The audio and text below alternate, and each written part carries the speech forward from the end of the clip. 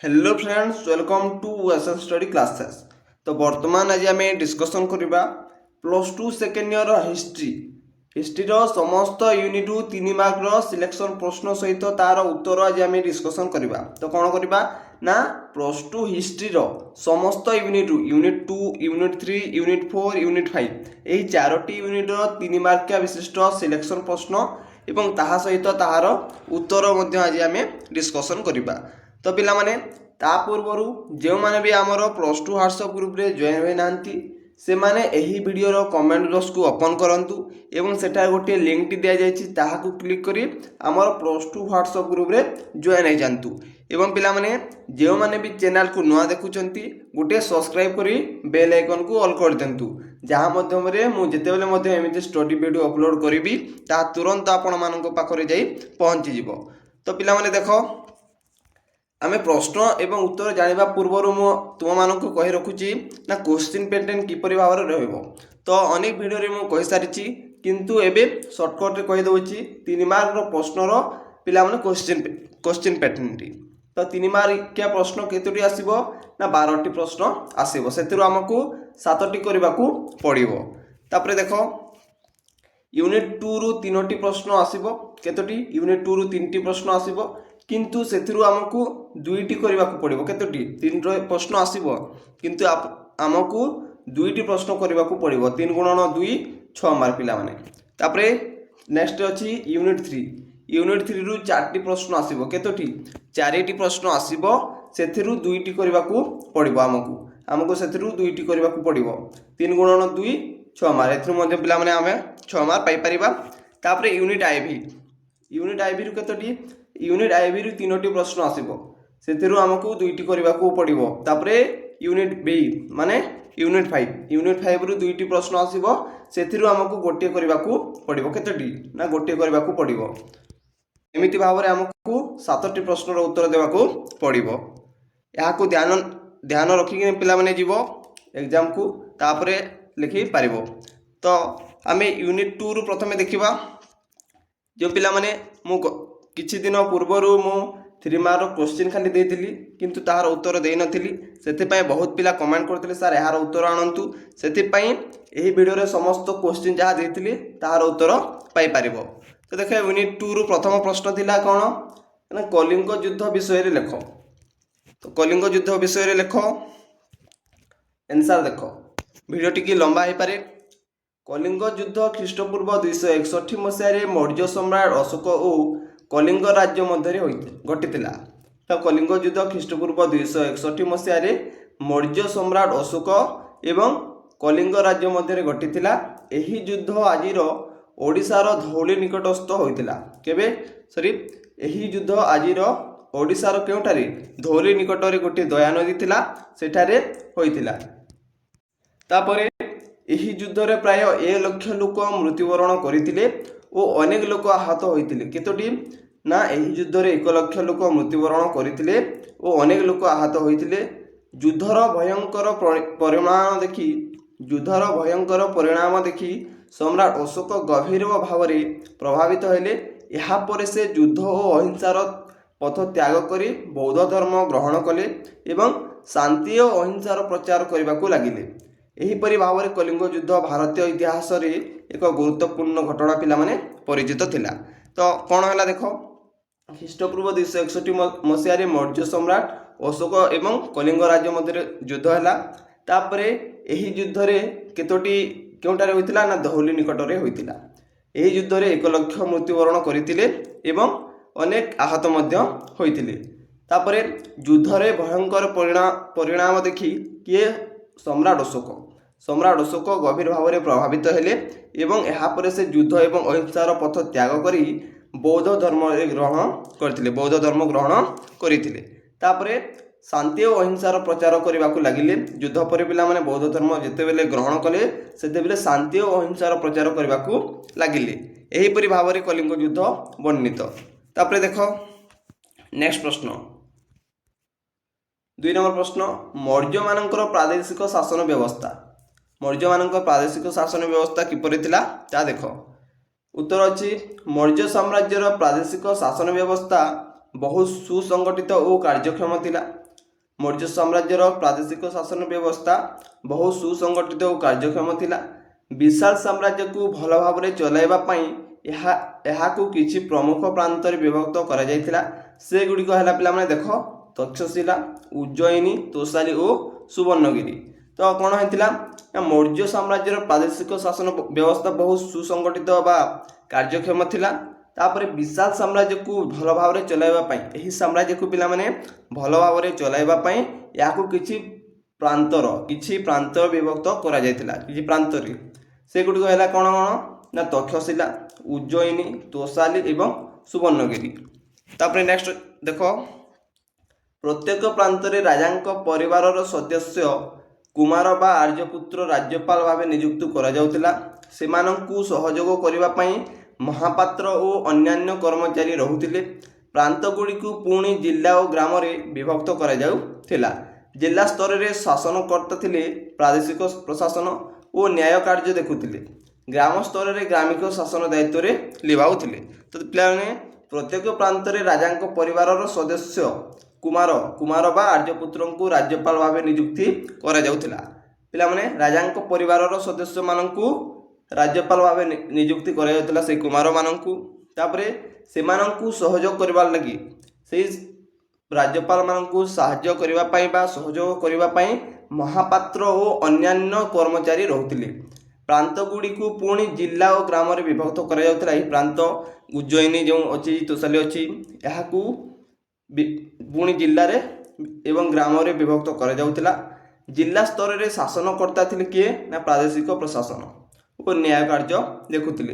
ग्राम स्तर रे ग्रामिक शासन दायित्व रे निभाउ थिले। तापर देखो गुप्त युगर चिकित्सा विज्ञान 3 नंबर रे गुप्त युगर चिकित्सा विज्ञान कौन अछि ताहा देखो।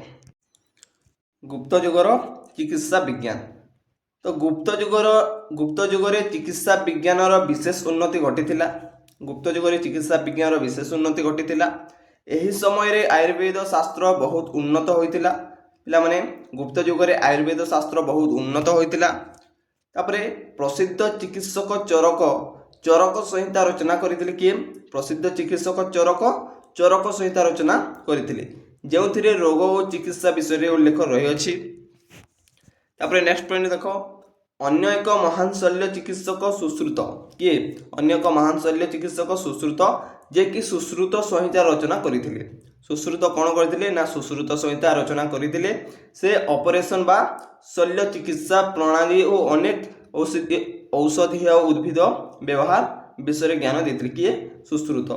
तापरे लास्ट पॉइंट एही समय रे औषध प्रस्तुति और रोग निराकरण प्रणाली बहुत उन्नत थिला क्यों ये गुप्त युगरे।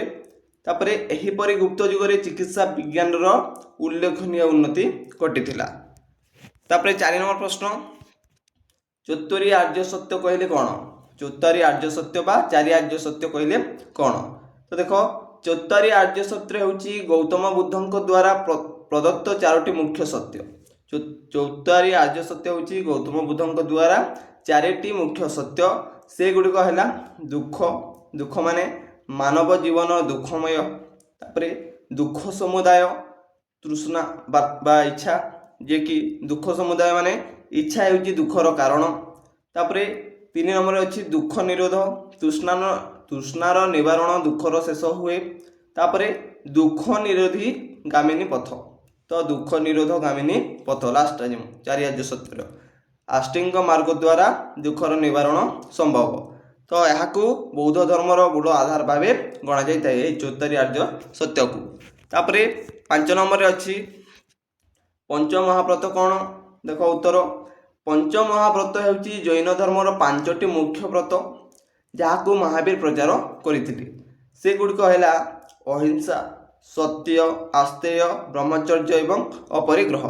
तो अहिंसा कहले कौन सी प्राणी को हिंसा न करिबा। तो पिला माने अहिंसा कहले कौन सी प्राणी को हिंसा न करिबा। तापरे सत्य कहले सदा सत्य कहबा सबुदिन सत्य कहबा। तापरे आस्तेय कहले चोरी न करिबा। तापरे ब्रह्मचर्य कहले इंद्रिय संयम रखिबा। तापरे अपरिग्रह कहले अधिक संपत्ति संग्रह न करिबा। तापरे एही पंच महाव्रत जैन धर्मर मूल आधार भाव में गणा जाई थाए। तापरे महानिष्क्रमण पिलामाने 7 नंबर महानिष्क्रमण बा महाभिनिष्क्रमण। तो उत्तर अछि महानिष्क्रमण बोली गौतम बुद्धंक गृहत्याग को कहा जाय थाए। जेते बेले गौतम बुद्ध पिला माने निज घर को छाड़ी जाइतिले ताको महानिष्क्रमण बोली कहा जाय।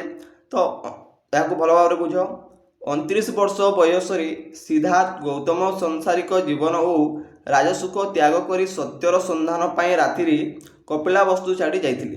तो गौतम बुद्ध 29 वर्ष पिला माने जेते बेले तांको 29 वर्ष हेउतिला सेते बेले से सांसारिक जीवन और राजसुख पिला माने राज परिवार आसुतिले गौतम बुद्ध से सुख त्याग करी से सत्यर संधान रे राति रे कपिलावस्तु छाड़ी जाइतिले।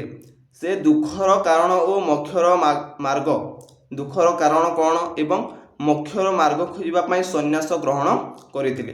एही घटना को बौद्ध धर्मर महानिष्क्रमण बोली कहा जाय थाए। तापरे 8 नंबर प्रश्न गुप्त युगर स्थापत्य। तो गुप्त युगर स्थापत्य कौन थिला? गुप्त युग को भारतीय कला और स्थापत्यर सुवर्ण युग बोली कहा जाय थाए। एही समय रे मंदिर निर्माण कलार विशेष उन्नति घटितिला। तापरे प्रथम पॉइंट गुप्त युगरे पत्थर और इटारे मंदिर निर्माण तो गुप्त युगरे पत्थर और इटारे मंदिर निर्माण आरंभ होइतिला स्थापत्य रे। तापरे दशवतार मंदिर गुप्त युगर प्रसिद्ध मंदिर अटे। तापरे नेक्स्ट पॉइंट एही युगरे गुंफा पिला माने गुहा लेखा होइछि गुंफा मंदिर और भास्कर्य कलार उन्नति घटितिला जता अजंता गुंफा। तापरे मंदिर गुड़िकरे शिखर गर्भगृह और मंडप थिबा देखा जाय थाए। एहीपरि गुप्त युगरे स्थापत्य कलार विशेष उन्नति घटितिला। तो गुप्त युगरे स्थापत्य मान निर्माण होइतिला तेणु करी याकू गुप्त युगर स्थापत्य बोली कहा गला। तापरे धर्मचक्र प्रवर्तन कौन? तो देखो बुद्ध गया ठारे ज्ञान प्राप्ति पर बुद्ध प्रथमे वाराणसी निकटवर्ती सारनाथ नामक स्थान रे 5 जन ब्राह्मण शिष्यों आगरे तांकर आविष्कृत सत्य को प्रचार करथिले। तो बुद्ध गया ठारे ज्ञान प्राप्ति पर जेते बेले बुद्ध गया ठारे ज्ञान प्राप्त कर सारिबा परे गौतम बुद्ध प्रथमे वाराणसी निकटवर्ती सारनाथ नामक स्थान रे 5 जन ब्राह्मण तो पिला माने 5 जन ब्राह्मण शिष्यों आगरे तांकर आविष्कृत सत्य को प्रचार करथिले।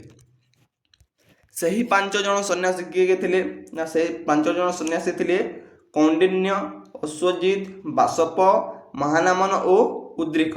एही घटना को बौद्ध शास्त्र रे धर्मचक्र प्रवर्तन कहा जाई थाई।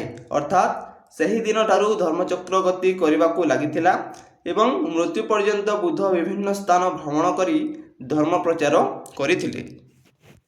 10 नंबर प्रश्न आर्य अष्टांग मार्ग कहले कौन? तो उत्तर देखो आर्य अष्टांग मार्ग हेउची गौतम बुद्धंक द्वारा प्रदत्त दुख निवारण मार्ग। यार 8टी मार्ग रही अंश रही अछि जोटा कि सम्यक दृष्टि, सम्यक संकल्प, सम्यक वाक्य, सम्यक कर्म, सम्यक जीविका, सम्यक प्रयास, सम्यक स्मृति, सम्यक समाधि। ये 8टी पिला माने रही अछि। तापरे एही आर्य अष्टांग मार्ग अनुसरण करी मानव जीवनर दुखरु मुक्ति लाभ करि पारिबो। एही 8टी जदि पिला माने मार्ग अनुसरण करिबो तेबे मानव जीवनर दुखरु मुक्ति लाभ करि पारिबो। तापरे 11 नंबर प्रश्न त्रिरत्न कहले कौन? तो पिला माने 2टी त्रिरत्न अछि, गोटे जैन धर्म रे त्रिरत्न अछि एवं गोटे बौद्ध धर्म रे त्रिरत्न अछि। तो यह हूँ जैन धर्मर त्रिरत्न। महावीर त्रिरत्न सदी महावीर 3टी नीति उपरे गुरुत्व आरोप करथिले।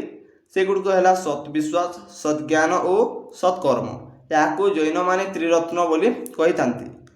एही त्रिरत्न द्वारा कैवल्य मार्ग उन्मुक्त हो पारिबो बोली जैन माने विश्वास करती।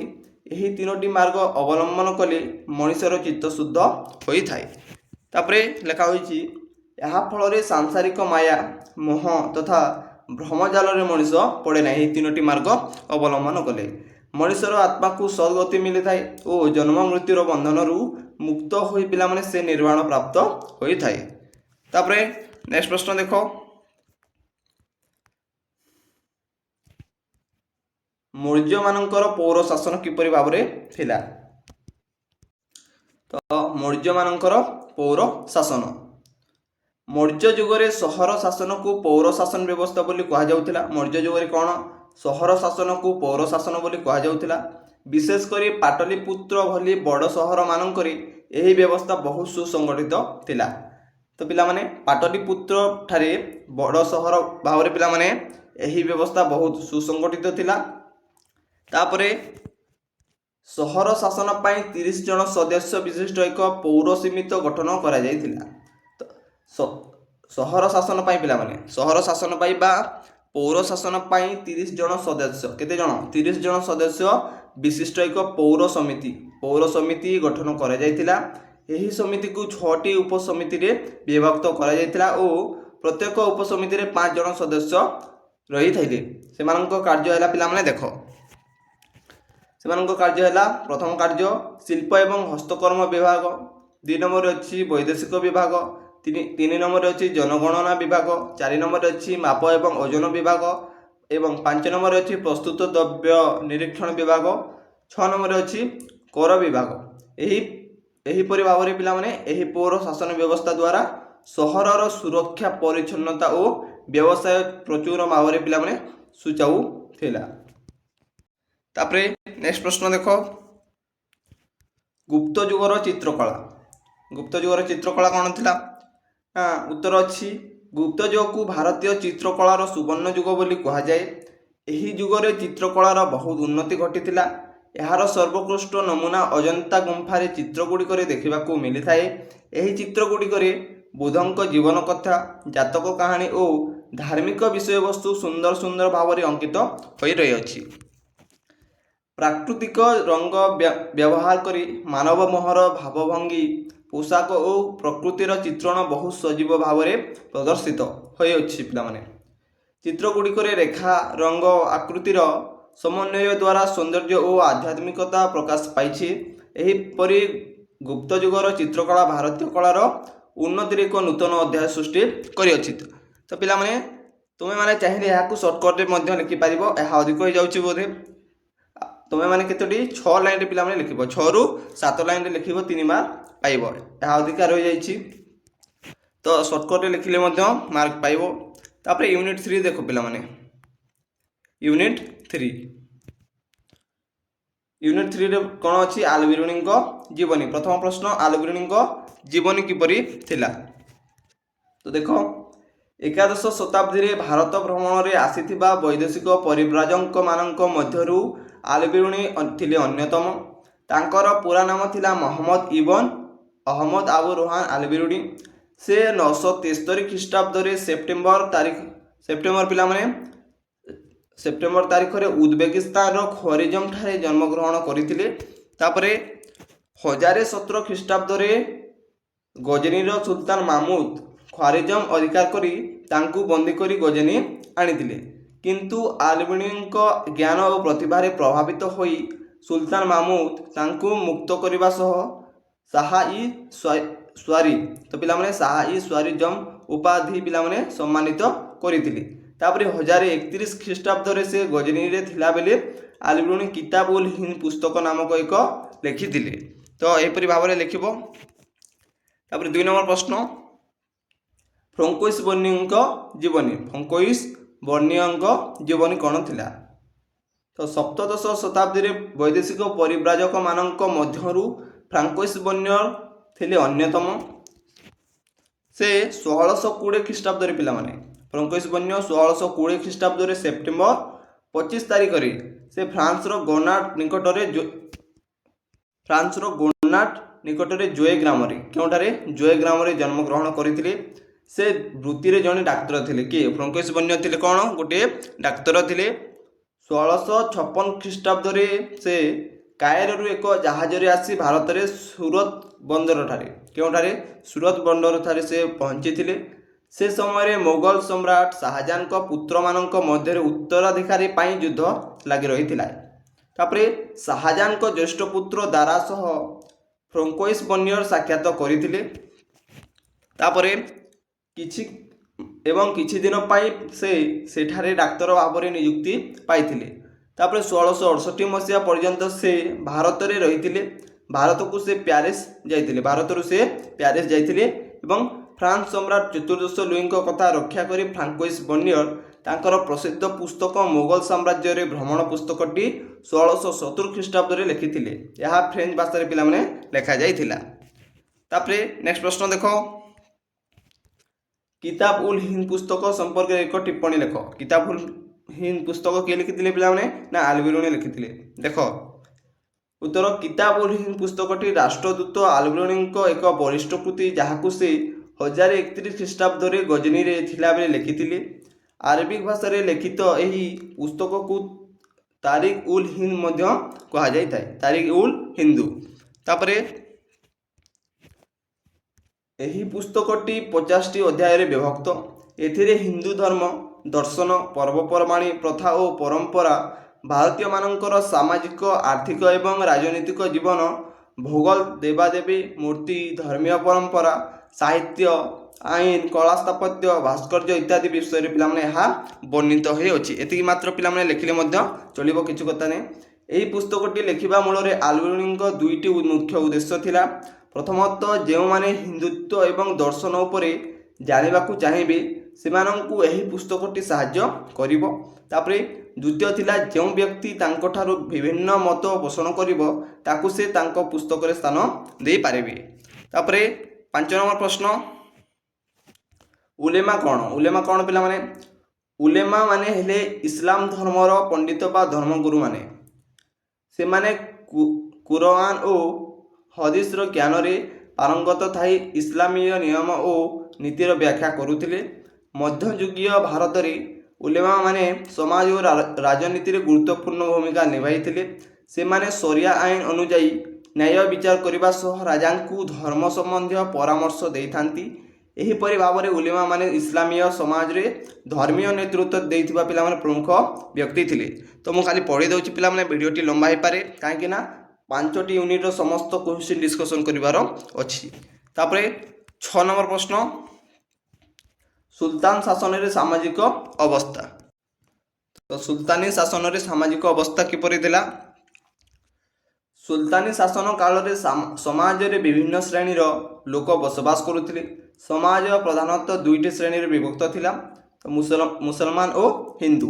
मुसलमान माने शासक श्रेणी रे थिला बेले हिंदू माने अधिकांश कृषक और कारीगर व्यापारी भाव में जीवन यापन करुथिले। तापरे एही समय जाति प्रथा चालुथिला और समाज रे उच्च नीच भेदभाव देखा जाउथिला। नारी मानकर स्थिति मध्य अति सुखद नथिला। पर्दा प्रथा और बाल्य विवाह प्रचलित थिला। तथापि हिंदू और मुसलमान मानक मध्य सामाजिक और सांस्कृतिक मिश्रण हेबारु एक सम्मिश्रित और संस्कृति विकास घटिथिला। 7 नंबर प्रश्न, सुल्तानी शासन रे कृतदास प्रथा। कृतदास प्रथा किपरि भाव में सुल्तान शासन रे थिला ता देखो। सुल्तानी शासन काल रे कृतदास प्रथा समाज रो एक प्रमुख वैशिष्ट्य थिला। से समय रे युद्धबंदी मानकू कृतदास भाव में धरा जाय विक्रय करा जाउथिला। तो कोन करा जाउथिला? से समय रे पिला माने युद्धबंदी मानकू युद्ध जो करुथिले तांको बंदी भाव रे करी कृतदास भावे धरा जाय विक्रय करा जाउथिला बा बिकी दिया जाउथिला।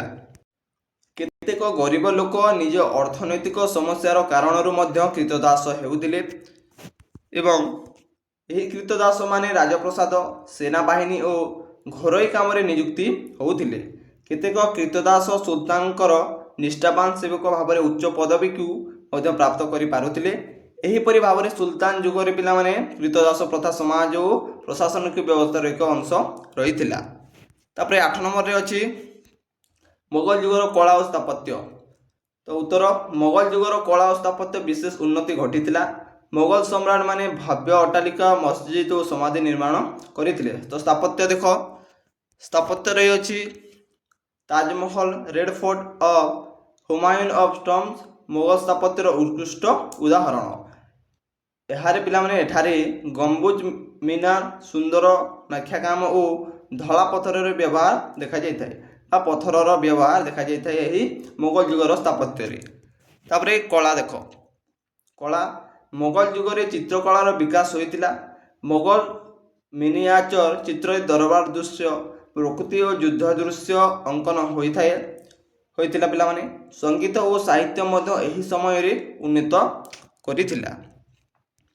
ତାପରେ ଦିନ୍ ଇ ଇଲାହି ଧର୍ମର ନୀତି ପିଲାମାନେ, ଦିନ୍ ଇ ଇଲାହି ଧର୍ମର ନୀତି। ତ ଦେଖ, ଧର୍ମ କ୍ଷେତ୍ରରେ ସର୍ବଶେଷ ନିଷ୍ପତ୍ତି ନେବାର କ୍ଷମତା ହାସଲ କରିବା ପରେ আকবর ଦିନ୍ ଇ ଇଲାହି ନାମକ ଏକ ନୂତନ ଧର୍ମ ସୃଷ୍ଟି କରିଥିଲେ। ତାପରେ 1582 ଖ୍ରୀଷ୍ଟାବ୍ଦରେ ସେ ସବୁ ଧର୍ମର ଅବତାରଣା କରିଥିଲେ। ସେହି ହିନ୍ଦୁ ଧର୍ମଗ୍ରନ୍ଥ କୋରାନ, ବାଇବେଲ, ଜୈନ, ଆଭେସ୍ତା ପ୍ରଭୃତିରୁ ସାରମର୍ମ ସଂଗ୍ରହ କରି ଏହି ସ୍ୱର୍ଗୀୟ ଧର୍ମ ସୃଷ୍ଟି କରିଥିଲେ ବା ଦିନ୍ ଇ ଇଲାହି ଧର୍ମ ପ୍ରତିଷ୍ଠା କରିଥିଲେ। ତାପରେ ସର୍ବଧର୍ମର ବା ସବୁ ଧର୍ମର ସମନ୍ୱୟରେ ଗଠିତ ହୋଇଥିଲା ଏହି ଧର୍ମ। ସବୁ ଧର୍ମାବଲମ୍ବୀମାନଙ୍କୁ ପିଲାମାନେ, ସବୁ ଧର୍ମାବଲମ୍ବୀମାନଙ୍କୁ ଏକତ୍ରିତ କରିବା ପାଇଁ ଏହା ଉଦ୍ଦିଷ୍ଟ ଥିଲା। ପବିତ୍ର ନୀତି ନିୟମ ଜୀବନଯାପନ ପୂର୍ବକ ଈଶ୍ୱରଙ୍କ ଉପାସନା କରିବା ଥିଲା ଏହି ଧର୍ମର ମୂଳ ମନ୍ତ୍ର। ଏହି ଧର୍ମ ଥିଲା ଅତ୍ୟନ୍ତ ସରଳ, ଏହାର ନୀତିମାନେ ମଧ୍ୟ ପିଲାମାନେ ସର୍ବଜନବାଦ୍ୟ ଥିଲା। ତାପରେ ନେକ୍ସଟ ପ୍ରଶ୍ନ ଅଛି ଶାହାଜାହାନଙ୍କ ସମୟର ଚିତ୍ରକଳା। ତ ଶାହାଜାହାନଙ୍କ ସମୟର ଚିତ୍ରକଳା କିପରି ଥିଲା? ଶାହାଜାହାନଙ୍କ ସମୟରେ ପିଲାମାନେ ମୋଗଲ ଚିତ୍ରକଳାର ଅତ୍ୟନ୍ତ ଉନ୍ନତି ଘଟିଥିଲା। ଏହି ଯୁଗରେ ଚିତ୍ରଗୁଡ଼ିକରେ ଶୈଳୀ, ସୌନ୍ଦର୍ଯ୍ୟ ଓ ସୁକୌଶଳର ବିଶେଷ ପ୍ରତିଭା ଦେଖାଯାଉଥିଲା।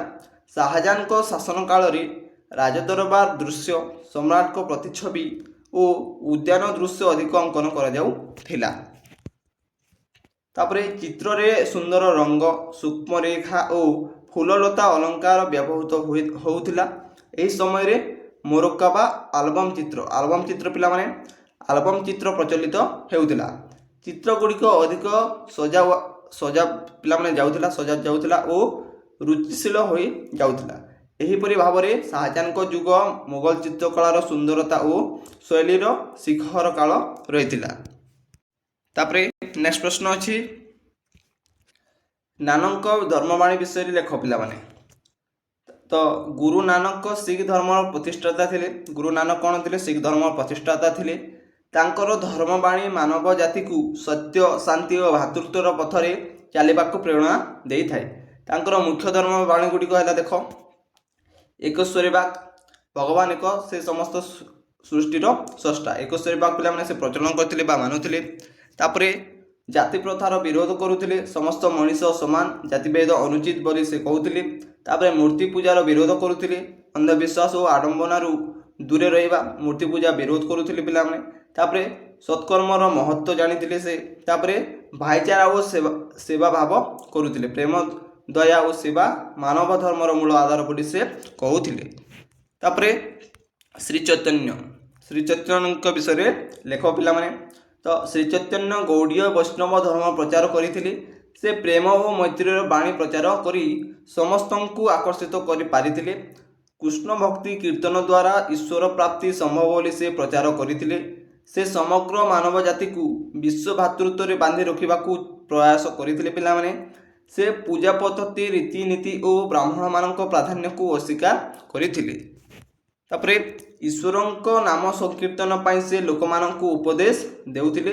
ସେ ହରେ କୃଷ୍ଣ ହରେ ରାମ ସରଳ ମନ୍ତ୍ର ଜପ କରି ହିନ୍ଦୁ ଧର୍ମରୁ ମୁକ୍ତି ଲାଭ ପିଲାମାନେ ମୁକ୍ତି ପାଇବା ପାଇଁ ମାନବ ସମାଜକୁ ପରାମର୍ଶ ଦେଇଥିଲେ। କିଏ? ଶ୍ରୀ ଚୈତନ୍ୟ। ତାପରେ ଶ୍ରୀ ଚୈତନ୍ୟଙ୍କ ଶିଷ୍ୟମାନେ ତାଙ୍କୁ ବିଷ୍ଣୁଙ୍କ ଅବତାର ରୂପେ ଗ୍ରହଣ କରି ଗୌରାଙ୍ଗ ମହାପ୍ରଭୁ ରୂପେ ପୂଜା କରୁଥିଲେ। ତାପରେ 14 ନମ୍ବର ପ୍ରଶ୍ନ, ଫତେପୁର ସିକ୍ରି କାହିଁକି ପ୍ରସିଦ୍ଧ? ଫତେପୁର ସିକ୍ରି କାହିଁକି ପ୍ରସିଦ୍ଧ? ତ আকবରଙ୍କ ସ୍ଥାପତ୍ୟ କୃତି ଫତେପୁର ସିକ୍ରି ଠାରେ ବିକଶିତ ହୋଇଅଛି।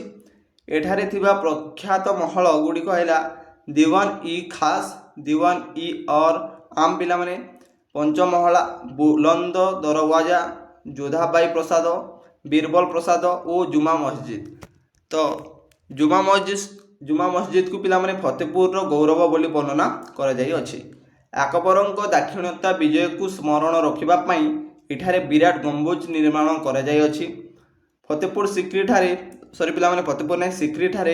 ଥିବା ଚିସ୍ତିଙ୍କ ଶ୍ୱେତ ମାର୍ବଲ କବର ଭାରତର ଶ୍ରେଷ୍ଠ ଓ ସୌନ୍ଦର୍ଯ୍ୟପୂର୍ଣ୍ଣ ଅଟ୍ଟାଳିକାମାନଙ୍କ ମଧ୍ୟରୁ ଅନ୍ୟତମ। ସ୍ମିଥଙ୍କ ଭାଷାରେ ପିଲାମାନେ ଫତେପୁର ସ୍ଥାପତ୍ୟ ହେଉଛି ପଥରର ରୋମାଞ୍ଚ। କୌଣସି ସମୟରେ କୌଣସି ପରିସ୍ଥିତିରେ ଏହା अचिंतनीय पिलाने ओ असंभव बोली से कहते किए ना स्मिथ।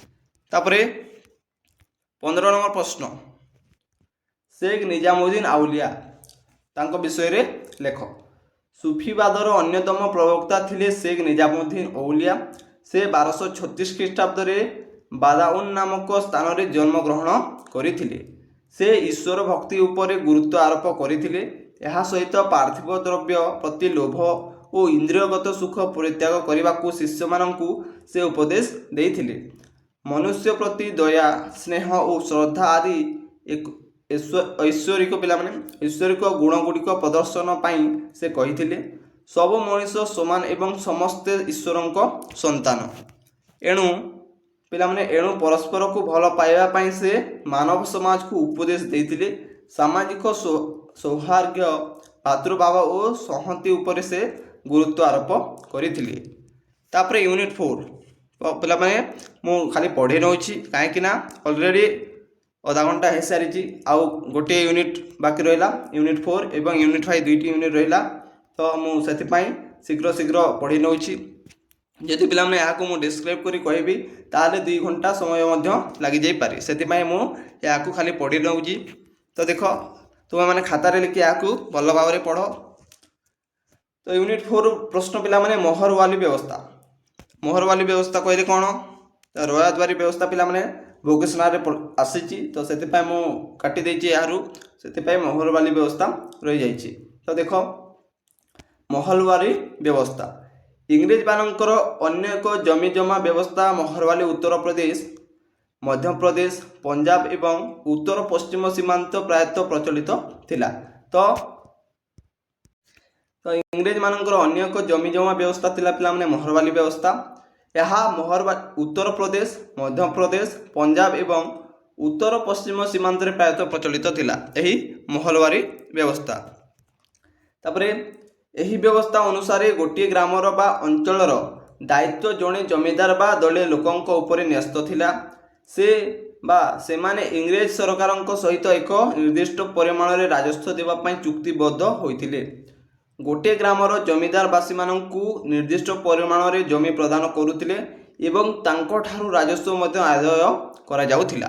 ତାପରେ ଜଣେ ଯେ ପର୍ଯ୍ୟନ୍ତ ରାଜସ୍ୱ ଦେଇ ଚାଲୁଥିଲା ସେ ପର୍ଯ୍ୟନ୍ତ ପିଲାମାନେ ଜମି ତା ହାତରେ ବା ତା ଅଧୀନରେ ରହୁଥିଲା ଏବଂ ଏଥିରେ କୌଣସି ଅବହେଳା ହେଲେ ଜମିଦାର କୃଷକମାନଙ୍କ ଠାରୁ ଜମି ଛଡ଼ାଇ ଆଣି ମଧ୍ୟ ଅନ୍ୟ କୃଷକମାନଙ୍କୁ ପିଲାମାନେ ତାଙ୍କଠାରୁ ଛଡ଼ାଇ ଆଣି ଅନ୍ୟ ଜଣଙ୍କୁ ପିଲାମାନେ ସେ ଦେଇ ଦେଉଥିଲା। ଏହି ବ୍ୟବସ୍ଥା ମଧ୍ୟ କୃଷି ପାଇଁ କ୍ଷତିକାରକ ହୋଇଥିଲା। ତାପରେ 3 ନମ୍ବର ପ୍ରଶ୍ନ, ବିତ୍ତ ପ୍ରବାହ ତତ୍ତ୍ୱ। 1757 ରୁ 1857 ମସିହା ଦୀର୍ଘ 100 ବର୍ଷ ଧରି ବ୍ରିଟିଶ ଶାସନର ରଥଚକ ତଳେ ନିଷ୍ପେଷିତ ହୋଇ ଭାରତର ଅର୍ଥନୀତି ବହୁମାତ୍ରାରେ ବିପର୍ଯ୍ୟସ୍ତ ହୋଇପଡ଼ିଥିଲା। ଏହି ସମୟ ମଧ୍ୟରେ ଇଂରେଜମାନେ ଭାରତରୁ ରାଜସ୍ୱ, କଞ୍ଚାମାଲ ଓ ଅନ୍ୟାନ୍ୟ ଉପାୟରେ ବହୁ ଅର୍ଥ ଇଂଲଣ୍ଡକୁ ନେଇଯାଉଥିଲେ। ତ 1757 ରୁ 1857 ମସିହା ପର୍ଯ୍ୟନ୍ତ ପିଲାମାନେ ଦୀର୍ଘ 100 ବର୍ଷ ଧରି ବ୍ରିଟିଶ ଶାସନର ରଥଚକ ତଳେ ନିଷ୍ପେଷିତ ହୋଇ ଭାରତର ଅର୍ଥନୀତି ବହୁମାତ୍ରାରେ ବିପର୍ଯ୍ୟସ୍ତ ହୋଇପଡ଼ିଥିଲା। ଏହି ସମୟରେ ଇଂରେଜମାନେ ଭାରତରୁ ରାଜସ୍ୱ, କଞ୍ଚାମାଲ ଓ ଅନ୍ୟାନ୍ୟ ଉପାୟରେ ପିଲାମାନେ ଏହି ଭାରତର ଅର୍ଥକୁ ଇଂଲଣ୍ଡକୁ ନେଇଯାଉଥିଲେ। ତାପରେ ରହିଲା ଭାରତର ଏହି ଧନ ସମ୍ପଦର ପ୍ରବାହକୁ ବିତ୍ତ ପ୍ରବାହ ନାମରେ ନାମିତ କରାଯାଉଥିଲା। ତ ଯେଉଁ ଇଂଲଣ୍ଡକୁ ପିଲାମାନେ ଯେଉଁ ବ୍ରିଟିଶମାନେ ନେଇଯାଉଥିଲେ ଏହି ଧନ ସମ୍ପତ୍ତି, ତାହାକୁ ବିତ୍ତ ପ୍ରବାହ ତତ୍ତ୍ୱ ନାମରେ ନାମିତ କରାଯାଇଥିଲା। ତ ଦାଦାଭାଇ ନାରୋଜି ପ୍ରଥମେ ଏହି ବିତ୍ତ ପ୍ରବାହ ତତ୍ତ୍ୱ ସମ୍ପର୍କରେ ବିଶେଷ ଆଲୋଚନା କରିଥିଲେ। କିଏ? ଦାଦାଭାଇ ନାରୋଜି। ତାପରେ ଅତି ବଳିଷ୍ଠ ଭାବରେ ସେ ଏହି ବିତ୍ତୀୟ ପ୍ରବାହ ବିରୋଧରେ ସ୍ୱର ଉତ୍ତୋଳନ କରିଥିଲେ। ପ୍ରାୟ 95% ବିତ୍ତ ପ୍ରବାହରୁ ଇଂଲଣ୍ଡକୁ ପ୍ରଭାବିତ ହେଉଥିବା ସ୍ଥଳେ ମାତ୍ର 2% ବିତ୍ତ ପ୍ରବାହ ଭାରତୀୟମାନଙ୍କ ଉନ୍ନତି ପାଇଁ ଖର୍ଚ୍ଚ ହେଉଥିଲା। ଏହି ବିତ୍ତ ପ୍ରବାହକୁ ପରିମାଣ ସ୍ୱରୂପ ଭାରତୀୟମାନେ ପିଲାମାନେ ଦରିଦ୍ର ହୋଇ ଯାଉଥିଲେ। ତାପରେ ବକ୍ସି ଜଗବନ୍ଧୁ ପିଲାମାନେ, ବକ୍ସି ଜଗବନ୍ଧୁଙ୍କ ଅସନ୍ତୋଷ ପାଇଁ ବକ୍ସି ଜଗବନ୍ଧୁଙ୍କ ଅସନ୍ତୋଷ ପାଇକ ବିଦ୍ରୋହର ପିଲାମାନେ ଅନ୍ୟତମ କାରଣ ରୂପେ ଦେଖାଯାଇଥିଲା। ବକ୍ସି ଜଗବନ୍ଧୁ ବିଦ୍ୟାଧର ମହାପାତ୍ର ଭ୍ରମରବର ରାୟ ଥିଲେ ଖୋର୍ଦ୍ଧା ରାଜାଙ୍କ ପିଲାମାନେ ସେନାପତି। ବକ୍ସି ଅର୍ଥାତ୍ ମୁଖ୍ୟ ସେନାପତି ଥିଲେ ସେ। ତାଙ୍କର ପଦବୀ ଥିଲା ବଂଶାନୁକ୍ରମିକ। ବଂଶ ସହିତ ପିଲାମାନେ ତାଙ୍କର ପଦବୀ ଥିଲା ନା ତାଙ୍କ ପିତା ପରେ ପୁତ୍ର, ପୁତ୍ର ପରେ ତାଙ୍କ ପୁତ୍ର, ତାଙ୍କ ପୁତ୍ର ପରେ ପିଲାମାନେ ତାଙ୍କ ପୁତ୍ର ଭାବରେ ସେମାନେ ସେନାପତି ହେଉଥିଲେ। ତ ତାହା ଥିଲା ବଂଶାନୁକ୍ରମିକ। ସେ ଥିଲେ ରୋହଙ୍ଗ, ଲିମ୍ବାଇ, ସରାଇ ଏବଂ ଛତିଶଗଡ଼ ଏହି 4ଟି ପ୍ରଗଣାର ମାଲିକ। କିଏ? ବକ୍ସି ଜଗବନ୍ଧୁ। ସେ କେଉଁଠାରେ ଥିଲେ? ରୋହଙ୍ଗ, ଲିମ୍ବାଇ, ସରାଇ ଏବଂ ଛତିଶଗଡ଼। ତାପରେ ଯାହାକୁ ବକ୍ସିବାଦ ପିଲାମାନେ କୁହାଯାଉଥିଲା, ଏହି ପ୍ରଗଣାମାନଙ୍କୁ କ'ଣ କୁହାଯାଉଥିଲା? ନା ବକ୍ସିବାଦ କୁହାଯାଉଥିଲା। ତାଙ୍କ କାମ ପାଇଁ ତାଙ୍କୁ ଏହି ଜମିଗୁଡ଼ିକ ନିଷ୍କର ରୂପେ ମିଳିଥିଲା। ମେଜର ପ୍ଲେଚର ପିଲାମାନେ ବକ୍ସି ଜଗବନ୍ଧୁଙ୍କୁ ରୋହଙ୍ଗ ଜିଲ୍ଲାକୁ ହଟାଇ ଦେଇଥିଲେ। କାହାକୁ? ବକ୍ସି ଜଗବନ୍ଧୁଙ୍କୁ। କିଏ? ନା ମେଜର ପ୍ଲେଚର। ଚନ୍ଦ୍ରପ୍ରକାଶ ସିଂହଙ୍କ ଚକ୍ରାନ୍ତରେ ବକ୍ସି 4ଗୋଟି ପ୍ରଗଣାକୁ ବିକ୍ରି କରି ଦିଆଗଲା ଏବଂ ଏହା ବକ୍ସିଙ୍କୁ ରାସ୍ତାର ଭିକାରୀ କରିଦେଲା। ପିଲାମାନେ ଏହା ବକ୍ସିଙ୍କୁ ରାସ୍ତାର ଭିକାରୀ କରିଦେଲା। ଏହି ପ୍ରଗଣାକୁ ଯେତେବେଳେ ବିକ୍ରି କରି ଦିଆଗଲା ସେତେବେଳେ ଏହା ବକ୍ସିଙ୍କୁ ରାସ୍ତାର ଭିକାରୀ କରି ଦିଆଯାଇଥିଲା।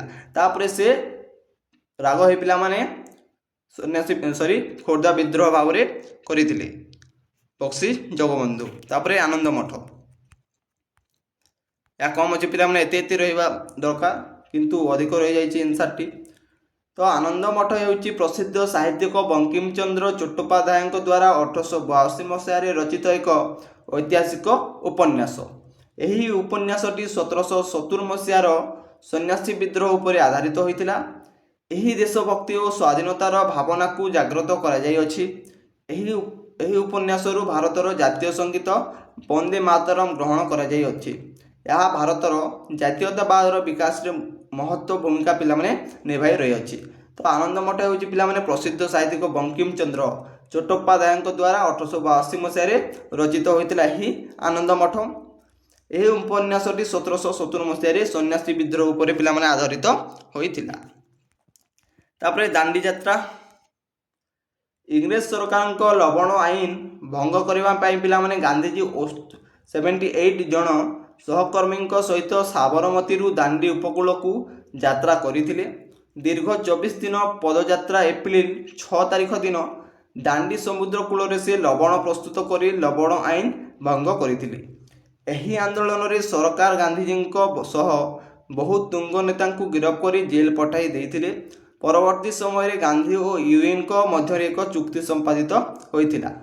ଏହି ଆନ୍ଦୋଳନକୁ ପିଲାମାନେ ପ୍ରତ୍ୟାହୃତ କରାଯାଇଥିଲା। ତାପରେ ଜାଲିଆନାୱାଲାବାଗ ହତ୍ୟାକାଣ୍ଡ।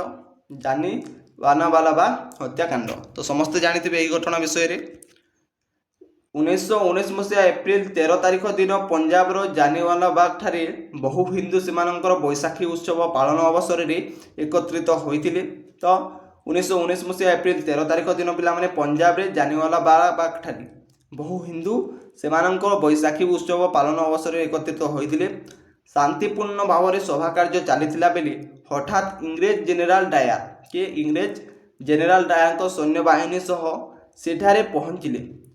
ସେ ଜାଲିଆନାୱାଲାବାଗର ଏକମାତ୍ର ପ୍ରବେଶ ଦ୍ୱାରକୁ ଯେଉଁଠାରେ କି ଲୋକମାନେ ଆସୁଥିଲେ ତାହାକୁ ବନ୍ଦ କରି ପିଲାମାନେ ନିରୀହ ଜନତାଙ୍କ ଉପରକୁ ଆଖି ବୁଜା ଗୁଳି ଚାଳନା କରିଥିଲେ।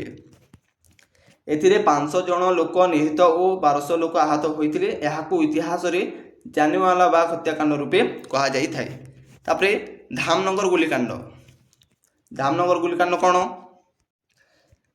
ଧାମନଗରଠାରେ ଭାରତ ଛାଡ଼ ଆନ୍ଦୋଳନକୁ ଗତିଶୀଳ କରାଇଥିଲେ ମୁରଳୀଧର ପଣ୍ଡା। ଶ୍ରୀଜଙ୍ଘ ଗ୍ରାମରେ ଚୌକିଦାର ପୋଷାକ ପଡ଼ିଥିବାର ଅଭିଯୋଗ କରିଥିଲେ। ସେଥିପାଇଁ ପିଲାମାନେ ପୋଲିସ ସେଠାକୁ ଯାତ୍ରା କରିଥିଲେ। ସେତେବେଳକୁ ସେ ଲୁଣିଆ କଟସାହି ଗାଁକୁ ଚାଲିଯାଇଥିଲା। ପୋଲିସ ଲୁଣିଆ କଟସାହିରେ ପହଞ୍ଚିବା ମାତ୍ରେ ଲୋକମାନେ ଶଙ୍ଖ ଓ ଢୋଲ ବଜାଇବାରୁ ପାଖ ଗ୍ରାମଗୁଡ଼ିକରୁ ବହୁ ସଂଖ୍ୟାରେ ଲୋକମାନେ ଏକତ୍ରିତ ହୋଇଥିଲେ। ଫଳରେ ପୋଲିସ ଗୁଳିଚାଳନା କରିଥିଲା। ସେ ଯେଉଁ ପିଲାମାନେ ଢୋଲ ଶଙ୍ଖ ବଜାଇଥିଲେ ସେଥିପାଇଁ ସେ ଗୁଳିଚାଳନା କରିଥିଲା। ଏହାଦ୍ୱାରା 11 ଜଣ ବ୍ୟକ୍ତି ପ୍ରାଣ ହରାଇଥିଲେ ଏବଂ ବହୁ ଲୋକ କ୍ଷତ ବିକ୍ଷତ ହୋଇଥିଲେ। ଶେଷରେ ମୁରଲୀଧର ପଣ୍ଡାଙ୍କୁ ପୁଲିସ ଗିରଫ କରିଥିଲା ଏବଂ 21 ସେପ୍ଟେମ୍ବର 1942 ମସିହାରେ ଏହି ମର୍ମନ୍ତୁଦ ଗୁଳିକାଣ୍ଡ ପିଲାମାନେ ଘଟିଥିଲା। ଏହି ଗୁଳିକାଣ୍ଡ ଘଟିଥିଲା କେବେ? 21 ସେପ୍ଟେମ୍ବର 1942 ମସିହାରେ। ତାପରେ ଗାନ୍ଧୀ ୟୁରିନ୍ ଚୁକ୍ତି ପିଲାମାନେ, ଗାନ୍ଧୀ ୟୁରିନ୍ ଚୁକ୍ତି ତ 1931 ମସିହା ଫେବୃଆରୀ 27 ତାରିଖ ଦିନ ଗାନ୍ଧୀଜୀ ଓ ବଡ଼ଲାଟ ଇରୱିନଙ୍କ ପିଲାମାନେ ଇରୱିନଙ୍କ ମଧ୍ୟରେ ଏକ ଚୁକ୍ତିନାମା ସମ୍ପାଦିତ ହୋଇଥିଲା। ଏହା ଗାନ୍ଧୀ ୟୁରିନ୍ ଚୁକ୍ତି ନାମରେ ପ୍ରସିଦ୍ଧ ଲାଭ କରିଥିଲା। ଏହି ଚୁକ୍ତି ଅନୁସାରେ ୟୁରିନ୍ ଭାରତୀୟମାନଙ୍କର କେତେକ ଦାବି ପୂରଣ କରିବାକୁ ସମ୍ମତ ହୋଇଥିଲା। ଯଥା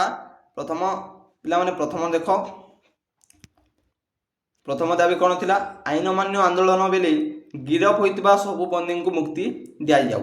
ତ ପିଲାମାନେ ଗାନ୍ଧୀଙ୍କ ପ୍ରଥମ ଥିଲା ଆଇନ ଅମାନ୍ୟ ଆନ୍ଦୋଳନରେ ଯେତେବେଳେ ଗିରଫ ହୋଇଥିଲେ ସୈନ୍ୟମାନେ ସମସ୍ତ ବନ୍ଦୀଙ୍କୁ ମୁକ୍ତି ଦିଆଯାଉ। ତାପରେ 2 ନମ୍ବରରେ ଥିଲା ସେମାନଙ୍କର ସମସ୍ତ ବାଜ୍ୟାପ୍ତି ସମ୍ପତ୍ତି ସେମାନଙ୍କୁ ପ୍ରଦାନ କରାଯିବ। ତାପରେ 3 ନମ୍ବର ଥିଲା ଭାରତୀୟ ସଂଘୀୟ ସରକାର ପ୍ରତିଷ୍ଠା କରାଯିବ। ଭାରତରେ ସଂଘୀୟ ସରକାର ପ୍ରତିଷ୍ଠା କରାଯିବ ଏବଂ ଆଇଭିରେ ଥିଲା ଭାରତୀୟମାନଙ୍କୁ ଲୁଣ ତିଆରି ପାଇଁ ଅଧିକାର ଦିଆଯିବ। ତ ଗାନ୍ଧୀ ୟୁରିନ୍ ଚୁକ୍ତି ପରେ ଗାନ୍ଧୀଜୀ ଆଇନ ଅମାନ୍ୟ ଆନ୍ଦୋଳନ ପ୍ରତ୍ୟାହାର କରି ଦ୍ୱିତୀୟ ଗୋଲ ଟେବୁଲ ବୈଠକରେ ଯୋଗ ଦେଇଥିଲେ। ତାପରେ ପିଲାମାନେ ଅଲରେଡ଼ି 41 ମିନିଟ୍ ସମୟ ହୋଇସାରିଛି, ସେଥିପାଇଁ ଶୀଘ୍ର ଟିକେ କରିବା ପାଇଁ ପିଲାମାନେ ଚେଷ୍ଟା ଜାରି ରହିଛି। ତ ଏହାକୁ ଡେସ୍କ୍ରାଇବ୍ କଲେ ପିଲାମାନେ ଆହୁରି ସମୟ ଲାଗିବ, ତ ସେଥିପାଇଁ ମୁଁ ଖାଲି ପଢ଼ି ନେଉଛି, ତୁମେମାନେ କରେକ୍ସନ୍ କରିନେବ। ତ ଇରମ୍ ଗୁଲିକାଣ୍ଡ ପିଲାମାନେ ଭାରତ ଛାଡ଼ ଆନ୍ଦୋଳନର ତୀବ୍ରତର ହୋଇଥିଲା ବାସୁଦେବପୁରର ଇରମ୍ ଠାରେ। କର ନ ଦେବା ପାଇଁ ପିଲାମାନେ ପ୍ରତିଜ୍ଞାବଦ୍ଧ ହୋଇ ସେପ୍ଟେମ୍ବର 28 ତାରିଖ ଦିନ ଶହ ଶହ ଲୋକ ଇରମ୍ ମେଲଣ ପଡ଼ିଆରେ ଏକ ସଭାର ଆୟୋଜନ କରିଥିଲେ। ସଭା ଚାଲିଥିଲା ବେଳେ ସନ୍ଧ୍ୟା ସମୟରେ ଡିଏସ୍ପିଙ୍କ ନିର୍ଦ୍ଦେଶରେ ସୈନ୍ୟମାନେ ନିରୀହ ଜନତାଙ୍କ ଉପରକୁ ପିଲାମାନେ ଗୁଳିଚାଳନା କରିଥିଲେ। ତାପରେ ଏଥିରେ 29 ଜଣ ମୃତ୍ୟୁବରଣ କରିଥିଲେ ଏବଂ 55ରୁ ଉର୍ଦ୍ଧ୍ୱ ଜଣ ବ୍ୟକ୍ତି ଆହତ ହୋଇଥିଲେ। ଏହି ଘଟଣା ଦ୍ୱିତୀୟ ଜାଲିଆଁୱାଲାବାଗର ରୂପ ନେଇଥିଲା, ତେଣୁ ଯଥାର୍ଥରେ ଏହାକୁ ରକ୍ତତୀର୍ଥ ବୋଲି କୁହାଯାଏ। ଇରମ୍କୁ ରକ୍ତତୀର୍ଥ ବୋଲି କୁହାଯାଇଥାଏ। ତାପରେ 1854 ମସିହା ଡାକ ଆଇନ ପିଲାମାନେ ମୋଷ୍ଟ ଇମ୍ପୋର୍ଟାଣ୍ଟ ପ୍ରଶ୍ନ। ଲର୍ଡ ଡେଲହାଉସି ଡାକ ବିଭାଗର ଆମୂଳଚୂଳ ପରିବର୍ତ୍ତନ ଘଟାଇଥିଲେ। କିଏ? Lord Dalhousie. 1854 ମସିହାରେ ନୂତନ ଡାକଘର ଆଇନ ପ୍ରଣୟନ କରାଗଲା। ସହର ତଥା ଗ୍ରାମରେ ଡାକଘରମାନ ସ୍ଥାପନ କରାଯାଇଥିଲା। ତାପରେ ଡାକ ବିଭାଗର କାର୍ଯ୍ୟକାରିତା ତଦାରଖ କରିବା ପାଇଁ ଜଣେ ଡାଇରେକ୍ଟର ମଧ୍ୟ ଜେନେରାଲ ନିଯୁକ୍ତି ହୋଇଥିଲେ ଏବଂ ପ୍ରତ୍ୟେକ ଚିଠି ଉପରେ 2 ପଇସାର ଟିକେଟ୍ ଲଗାଯାଇଥିଲା। ମାତ୍ର 2 ପଇସାର ଭାରତ ସାରା ଚିଠି ଅନାୟାସରେ ପିଲାମାନେ ପହଞ୍ଚି ପାରୁଥିଲା। ଏହା ଯେ କେବଳ ସଂଯୋଗ ସ୍ଥାପନ ବା ବୃଦ୍ଧିରେ ସହାୟକ ହେଉଥିଲା ତାହା ନୁହେଁ, ଇଷ୍ଟ ଇଣ୍ଡିଆ କମ୍ପାନୀ ପାଇଁ ମଧ୍ୟ ଏହା ପିଲାମାନେ ଆଗମନର ପଥ ସୁଗମ କରିଦେଉଥିଲା ଏହି ଡାକ ଆଇନଟି। ତାପରେ 13 ନମ୍ବର ପ୍ରଶ୍ନ, ଚିରସ୍ଥାୟୀ ବନ୍ଦୋବସ୍ତ। 1793 ମସିହାରେ ଲର୍ଡ କର୍ଣ୍ଣୱାଲିସ୍ ଦ୍ୱାରା ଇଷ୍ଟ ଇଣ୍ଡିଆ କମ୍ପାନୀ ପକ୍ଷରୁ ବଙ୍ଗ, ବିହାର ଓ ଓଡ଼ିଶାର ଆରମ୍ଭ କରାଯାଇଥିଲା। ଏହି ବ୍ୟବସ୍ଥା ଅନୁଯାୟୀ ଜମିର କର ଚିରକାଳ ପାଇଁ ନିର୍ଦ୍ଧାରିତ କରାଯାଇଥିଲା ଓ ଜମିଦାରମାନେ ସରକାରଙ୍କୁ ନିର୍ଦ୍ଧାରିତ କର ଦେବାକୁ ବାଧ୍ୟ ହେଉଥିଲେ ଏହି ଚିରସ୍ଥାୟୀ ବନ୍ଦୋବସ୍ତରେ। ତାପରେ ଲେଖା ହେଉଛି ଜମିଦାରମାନେ ଚାଷୀମାନଙ୍କ ପାଖକୁ କର ଆଦାୟ କରି ସରକାରଙ୍କୁ ଦେଉଥିଲେ। ଜମିଦାରମାନେ କ'ଣ କରୁଥିଲେ? ଚାଷୀମାନଙ୍କ ପାଖରୁ କର ଆଦାୟ କରି ପିଲାମାନେ ସରକାରଙ୍କୁ ଦେଉଥିଲେ। ଏହା ଫଳରେ ସରକାରଙ୍କ ଆୟ ନିଶ୍ଚିତ ହେଲା, କିନ୍ତୁ ଚାଷୀମାନେ ଅଧିକ କର ଭାର ବହିବାକୁ ପଡ଼ିଥିଲା ଓ ତାଙ୍କର ଅର୍ଥନୈତିକ ସ୍ଥିତି ଅବନତି ପିଲାମାନେ ଘଟିଥିଲା। ତାପରେ ସାଇମନ କମିଶନ 1919ର ଭାରତ ଶାସନ ଆଇନର କାର୍ଯ୍ୟକାରିତାକୁ ଅନୁଧ୍ୟାନ କରିବା ପାଇଁ 1927ରେ ଗଠିତ ହୋଇଥିଲା ସାଇମନ କମିଶନ। ମାତ୍ର ସବୁଠାରୁ ଆଶ୍ଚର୍ଯ୍ୟର କଥା ଏଥିରେ ଜଣେ ହେଲେ ଭାରତୀୟ ନଥିଲେ। ତାପରେ 1928ରେ ଏହି କମିଶନ ଭାରତରେ ପଦାର୍ପଣ କଲା ମାତ୍ରେ ସାଇମନ ଫେରିଯାଅ ଧ୍ୱନି ସହିତ ଭାରତୀୟମାନେ କମିଶନର ସଦସ୍ୟମାନଙ୍କୁ କଳା ପତାକା ପ୍ରଦର୍ଶନ କରିଥିଲେ। ଦେଶବ୍ୟାପୀ ଦେଖାଯାଇଥିଲା ହରତାଳ। ତାପରେ ଜାତୀୟ କଂଗ୍ରେସ, ମୁସଲିମ ଲିଗ ଏବଂ ଭାରତର ବିଭିନ୍ନ ସଂଗଠନ ଏହି କମିଶନକୁ ତୀବ୍ର ବିରୋଧ କରିଥିଲା ପିଲାମାନେ ଏହା। ତାପରେ ଦେଖ ୟୁନିଟ୍ 5 ବା ଲାଷ୍ଟ ୟୁନିଟ୍। ପ୍ରଥମେ ରମାଦେବୀ ଅଛି, ତ ରମାଦେବୀ ବିଷୟରେ ଲେଖ। ରମାଦେବୀ ଚୌଧୁରୀ ଓଡ଼ିଶାର ଜଣେ ପ୍ରସିଦ୍ଧ ସ୍ୱାଧୀନତା ସଂଗ୍ରାମୀ ଓ ସମାଜସେବିକା ଥିଲେ। से 1869 मसीह कटक जिले में जन्मग्रहण करते पिलाने। से महात्मा गांधी आदर्श प्रेरित होई असहयोग आंदोलन, लुण सत्याग्रह और भारत छाड़ आंदोलन में सक्रिय भाव में अंशग्रहण करते। से नारी शिक्षा, छुआ अछुआ प्रथा निवारण और ग्राम उन्नति पर अनेक समाज सेवामूलक कार्य करते। तांकर देश सेवा और समाज सेवा पर से परिचित होते। ओडिशार स्वाधीनता आंदोलन में तांको अवदान अत्यंत स्मरणीय अटे पिलाने। तापर प्राथमिक शैल निवास कहले कौन तो इंग्रेज शासन काल में भारतर उष्म जलवायु रक्षा पाइबापी पर्वतमाला अंचल जो स्थान गुड़िक बासस्थान स्थापन कर सेगुड़ प्राथमिक शैल निवास कहुए। तो इंग्रेज शासन काल में भारतर उष्म जलवायु रक्षा पाइबापी पर्वतमाला अंचल जो स्थान गुड़िक बासस्थान स्थापन कर सेगुड़ प्राथमिक शैल निवास कहुए। यही स्थान गुड़िक इंग्रेज अधिकार मानकर एक विश्राम और प्रशासनिक कार्यर केन्द्र थिला। भारतर प्रमुख प्राथमिक शैल निवास गुड़िक है शिमला, दार्जिलिंग, माउंट आबू। यह शैल निवास गुड़िक पिलाने परे परे इंग्रेज मानकर ग्रीष्मकालीन राजधानी और पर्यटन केन्द्र भाव में परिचित होइथिला। तापरे नेक्स्ट प्रश्न देख, सत्यवादी वन विद्यालय। सत्यवादी वन विद्यालय 1909 मसीह पुरी जिलार साखीगोपाल निकट में स्थापित होइथिला। याकू गोपबंधु दास स्थापन करथिले।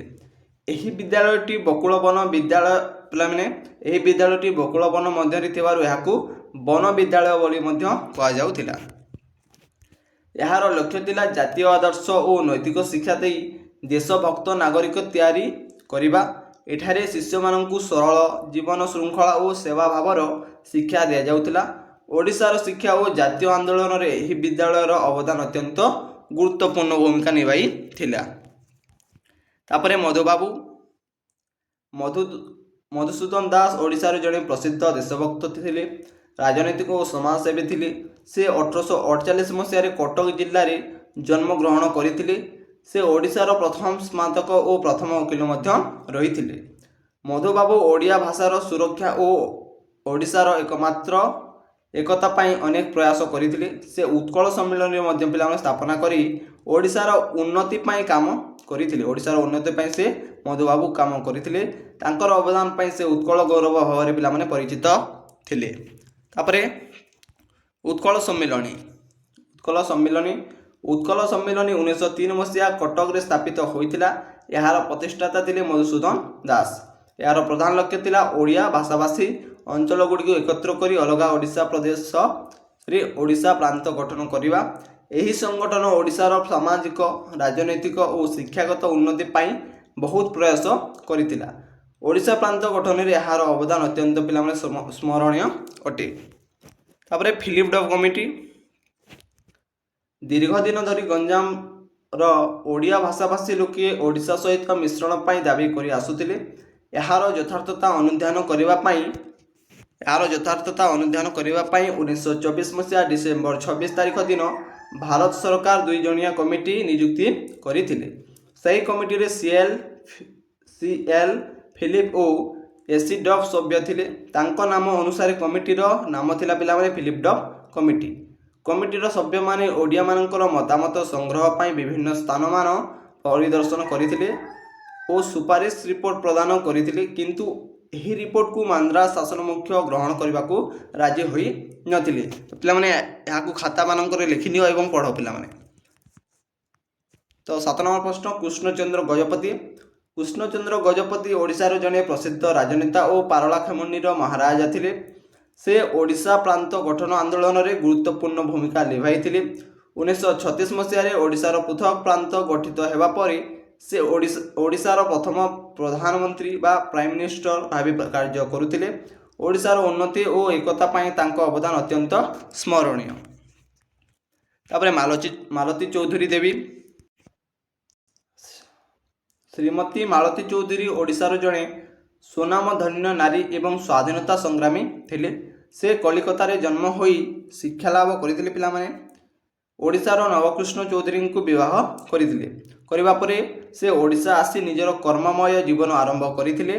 से निजकू अनेक सामाजिक कार्य यथा अस्पृश्यता निवारण नैश विद्यालय स्थापन उन्नति धरणर कृषिर प्रवर्तक आदि देख पिला निम्न कृषिर प्रवर्तक आदि कार्य करुले। एतद्व्यतीत जड़े स्वाधीनता संग्रामी भाव से आईन अमान्य आंदोलन में जोगदे कारावरण करते। 9 नंबर प्रश्न संविधान प्रणयन सभा। तो संविधान प्रणयन सभा 1944 मसीहा गठित होता। यार प्रधान कार्य थिला भारतर संविधान रचना करवा। यही सभार सभापति थे डॉक्टर राजेंद्र प्रसाद एवं खसड़ा प्रस्तुति कमिटीर अध्यक्ष थे डॉक्टर भीमराव आंबेडकर। यही सभा 26 नवेम्बर 1949 संवैधानिक गृहीत करथिला एवं 26 जनवरी 1950 रु यह कार्यक्षम होइतिला। तापर गोपबंधु दास ओडिशार जड़े प्रसिद्ध स्वाधीनता संग्रामी थे, समाजसेवी थे, शिक्षाविद थे। से 1877 मसीह पुरी जिले में जन्मग्रहण करते। देश सेवा और समाज सेवा पर से उत्कलमणि भाव में परिचित थे। से सत्यवादी वन विद्यालय स्थापना करी जातीय शिक्षार प्रचार करते एवं ओडिशार सामाजिक और राजनीतिक उन्नति पर ताकर अवदान अत्यंत स्मरणीय अटे। तापर लास्ट प्रश्न पिला माने डॉक्टर भीमराव आंबेडकर। डॉक्टर भीमराव आंबेडकर 1891 मसीह महाराष्ट्र भूमि में जन्मग्रहण करते। से दलित अधिकार और सामाजिक समानता पर सक्रिय थे। तांको भारतर संविधान प्रधान शिल्प भाव में परिचित कराए। से समाज रे पिला माने से समाज सेवा शिक्षा न्याय प्रतिष्ठा रे गुरुत्वपूर्ण भूमिका निभाई। तो एतिकी मात्र थिला तुम मानक 3 मार्क आंसर। तो पिला माने अधिक आंसर हो जाइए। यहाँ सर्टकट में तुम मैंने लिखिपार। तो सर्टकट लिखिले मिनिमम 6 ରୁ 7 लाइन मध्य लिखि नेब। तो यहाँ पढ़ ए प्रश्न आसो तुम मानक हिस्ट्री एग्जाम रे 3 मार्क प्रश्न। तो मुझे ऑलरेडी 2 मार्क प्रश्न दे सारी। जो मैंने देखी ना पिला हिस्ट्री प्लेलिस्ट को जातु एवं से देखु बहुत कम प्रश्न देछि। मिनिमम गोटे यूनिट 7-8टी लिखाए। ताकू पढ़ी नियंतु पिला माने निश्चित भाव में भल मार्क रहिबो।